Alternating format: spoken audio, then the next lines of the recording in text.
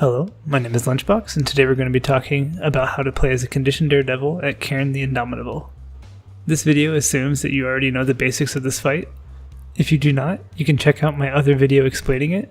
You can find it under the Explain Like I'm Skritt playlist, or by clicking on this link. Now let's jump on into this and talk about how to play conditioned Daredevil at Cairn the Indomitable. First, let's start off with the very basics of the DPS role at Cairn.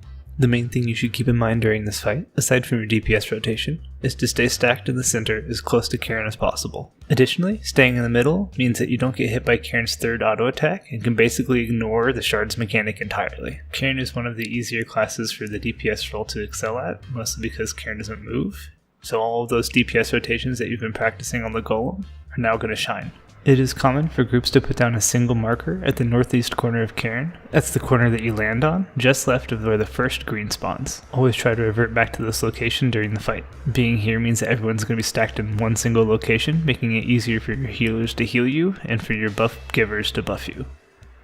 Okay, so now let's talk about your traits and your build.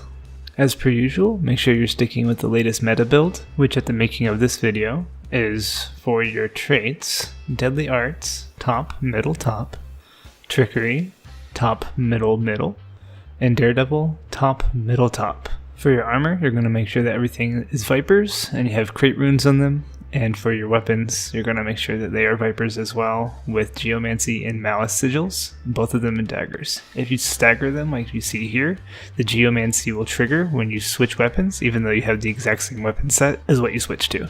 As for the skills that you want to bring, as always you're going to bring Channeled Vigor to help yourself regain some of your dodge if you need it. Bringing Caltrops because Cairn essentially doesn't move for the entire fight, so you'll be able to utilize them to their fullest extent.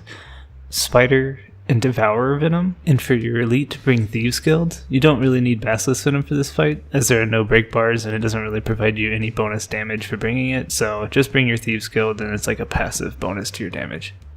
Condi Daredevil is a pretty solid choice for Cairn, and there are a few good reasons for that, but there's also some things to consider. Let's go over that real quick.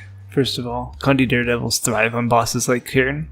He doesn't move at all, so that means that every single one of your attacks will hit him because you dodge into him and through him, and all of your projectiles and stuff will pretty much land right on him, so you're going to get really close numbers to what you were getting at your DPS Golem practice runs. Additionally, all of your DPS allies are stacked right next to you, so they're going to be getting every single ounce of your Venoms, which is great for you and for them, because it's going to boost both your guys' damage. And part of playing Condi Daredevil consists of like 90% dodging for your entire rotation, so you're going to be missing a lot of the teleports that you didn't see under all of the effects.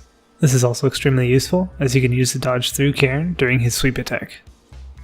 One other cool trick that you can use, you have like a get back to Cairn button with your steel, so if that's up and you get teleported by any off chance or you get knocked back by shards or something, you can very easily get back to Cairn by just pressing your F1.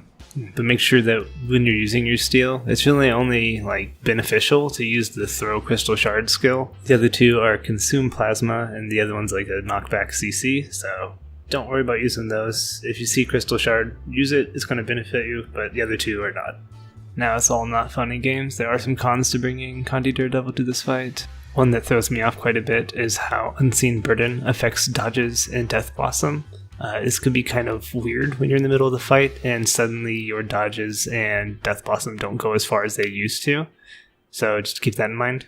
But probably the biggest con of all, if you do mess up and get hit by a teleport, you're going to get teleported to the edge of the arena, and if you get Agony, you're screwed. You don't do any damage from range, you just don't. Like, you could try, but you're not going to do hardly anything for like an entire 60 seconds, so do not get teleported. If you do, you're just going to be completely useless to the rest of your team, forcing your healers to babysit you, and no one's getting your buffs anymore. And that's all the mechanics for this boss. I know it's a lot to take in, but the more you know about each mechanic and each boss as a whole, the easier each boss will feel. If you have any questions beyond what I covered in this video, please leave a comment down below and I'll do my best to clear things up. Thank you for watching, and good luck out there.